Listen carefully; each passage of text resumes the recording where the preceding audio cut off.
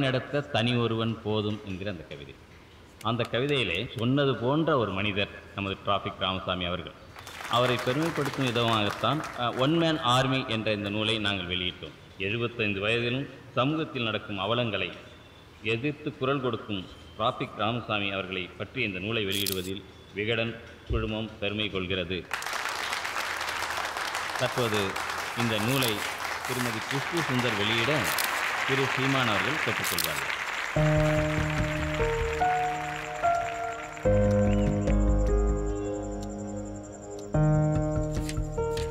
ஒரு கூட்டமோ ஒரு கட்சியோ அல்லது ஒரு இயக்கமோ கிடையாது. தனி மனிதனாக இந்த நாட்டில் நடக்கிற தவறுகளை தட்டி கேட்கறதுக்கு தைரியம் எனக்கு இருக்கு அப்படின்னு சொல்லி ஒன் மேன் ஆர்மி என்று பட்டம் கொடுத்து விகடன் குழுவுக்கு என்னுடைய பாராட்டுகள். அவருடைய வாழ்க்கை பற்றி சுருக்கமாக சொல்லணும்னா, இந்த சமூகத்துக்காக பல முறை கொலை முயற்சியெல்லாம் நடந்திருக்கு. ஆனால் எதுக்கும் அஞ்சாமல, பயப்படாமல, பின் வாங்காமல இந்த வேகமும் இந்த தைரியமும் இந்த கோபமும் இன்னைக்கு இருக்கிற இளைஞர்களுக்கு இருந்தால் நம்ம ஆசைப்படுற மாதிரி கண்டிப்பாக நாட்டில் ஒரு மிகப்பெரிய மாற்றம் நம்மளால் கொண்டு வர முடியும். ஸோ இந்த ஜெனரேஷனுக்கு, நெக்ஸ்ட் ஜெனரேஷனுக்கு 75 வயதிலையும் ஒரு மிகப்பெரிய இன்ஸ்பிரேஷனாக இருக்கிற டிராஃபிக் ராமசாமி அவர்களுக்கு என்னுடைய பாராட்டுகள், அவருக்கு என்னுடைய வாழ்த்துக்கள். நன்றி.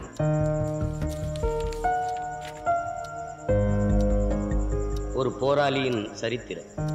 ஐயா டிராஃபிக் ராமசாமி அவர்களுடைய வாழ்க்கை வரலாற்றை இன்னொரு நல் சமூக விளைச்சலுக்கான ஒரு விதை நெல்லாக இந்த புத்தகத்தை நான் பார்க்கிறேன்.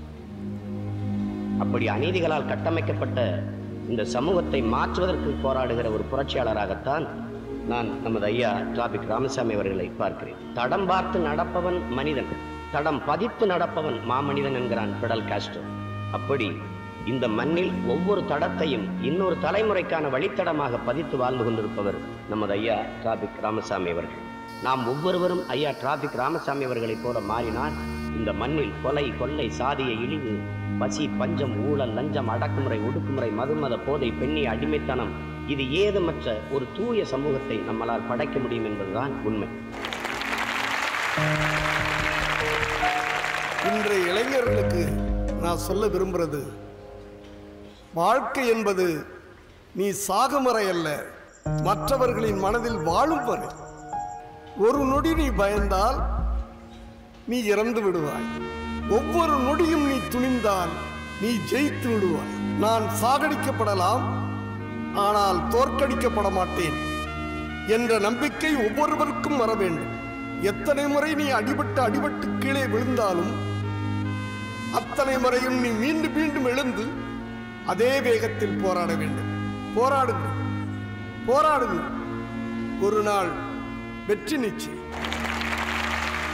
ஒரு நாள் ஒரு முக்கியமான கேஸ்ல எனக்கு சாதகமா தீர்ப்பு வந்துச்சு. அந்த சந்தோஷத்தில் நான் வந்துகிட்டு இருந்தேன்.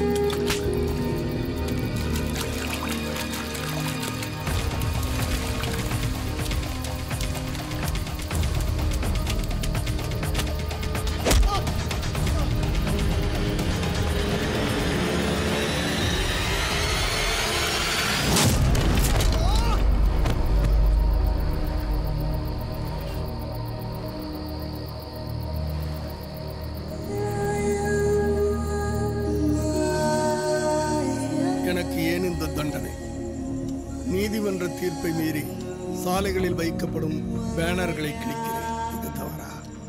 கிரானைட் கொள்ளைக்காரர்கள் தண்டிக்கப்பட வேண்டும் என்று உண்ணாவிரதம் இருக்கிறேன். இது தவறா? ஆற்று மணலை திருடும் திருடர்களை எதிர்த்து போராடுகிறேன். இது தவறா? விதிமீறி கட்டப்படும் கட்டிடங்களை இடிக்க வேண்டும் என்று வழக்கு போடுகிறேன். இது தவறா? எனக்கு புரியவில்லை.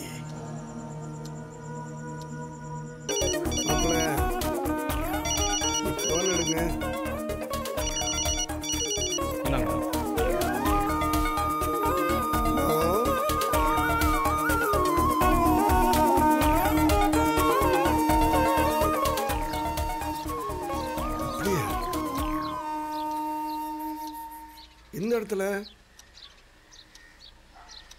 நான் வரேன். நீங்க போலீஸ் ஃபோன் பண்ணுங்க. சரி, கேக்கையாவது கட் பண்ணுங்க, சாப்பிடுவோம். கொஞ்ச நேரம் வாயை வச்சுட்டு சும்மா இருங்க.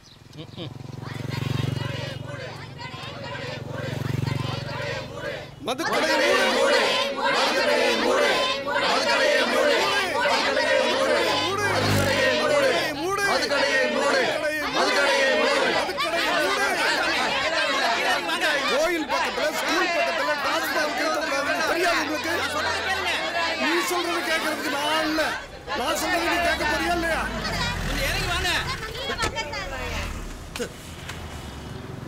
மிஸ்டர் ராமசாமி, நான் ஃபைனான்ஸ் செக்ரட்டரி, கோட்டையில இருந்து வர்றேன். நீ கோட்டையில இருந்து வந்திருக்கியா, குட்டிச்சோர்ல இருந்து வந்திருக்கியான்னு எனக்கு தெரியாது. முதல்ல கடையை மூட போறியா இல்லையா? கவர்மெண்டோட கடை, நீ நினைச்ச உடனே மூட முடியாது. சரி, நீ நினைச்ச உடனே மூட முடியாது, நான் நினைச்ச உடனே குஞ்சிடலாம்ல. இப்படி எல்லா கடையும் மூடிட்டா அரசாங்கத்துக்கு வருமானம் போயிடியா? ஒரு நாளைக்கு சென்னையில மட்டும் சராசரியா 10 பொம்பளைங்க தாலியா இருக்கிறாங்க. அந்த பப்ளிக்கோட உயிர் முக்கியமா இல்ல உங்க வருமானம் முக்கியமா? ஐயா சாமி, கவர்மெண்டே கடன்ல இருக்கு, கொஞ்சம் புரிஞ்சுக்கய்யா. கடன்றிய எம்எல்ஏ சம்பளம் மட்டும் ஏறிக்கிட்டே போகுது. இதெல்லாம் பேச இப்ப டைம் இல்ல, கொஞ்சம் கீழே இறங்கி வாப்பா. அதான் நானும் சொல்றேன், இதெல்லாம் பேசுறதுக்கு டைம் இல்ல. கடையை மூட சொல்றியா இல்ல அப்படியே கொஞ்சம் தற்கொலை பண்ணிக்கிட்டே போ. சென்னை விருகம்பாக்கத்தில் ஒரு கோவிலுக்கு அருகே செயல்பட்டு வந்த மதுக்கடையை மூட வலியுறுத்தி டிராபிக் ராமசாமி இன்று காலை தற்கொலை முயற்சியில் ஈடுபட்டார். அவரோடு பேச்சுவார்த்தை நடத்திய நிதித்துறை செயலாளர் உடனடியாக அந்த மதுக்கடையை மூட உத்தரவிட்டார். ஒரு 2 நிமிஷம் சிக்னல் இல்லைன்னா என்னென்ன நடக்குதுங்க? எத்தனை விபத்துகள், எத்தனை உயிர் பலி. இதெல்லாம் நடக்கூடாதுன்னா நான் டிராஃபிக் கிளியர் பண்ண ஆரம்பிச்சேன். அப்படியே பழக்கமாயிடுச்சு.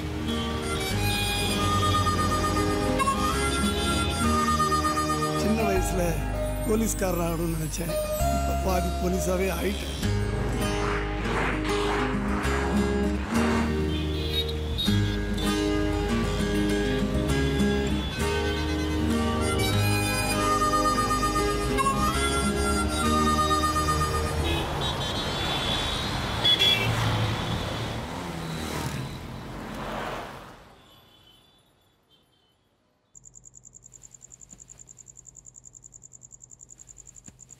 தாத்தா, பர்த்டேல பாதிலே போனல, பாட்டி ரொம்ப கோவமா இருக்காங்க.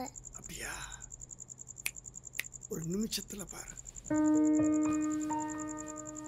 ருக்கு ருக்கு ருக்கு, அரே பாபா ருக்கு, oh my darling, give me a look. என்ன வலிப்பா? ஐ, பாட்டியை சிரிக்க வச்சிட்டீங்க.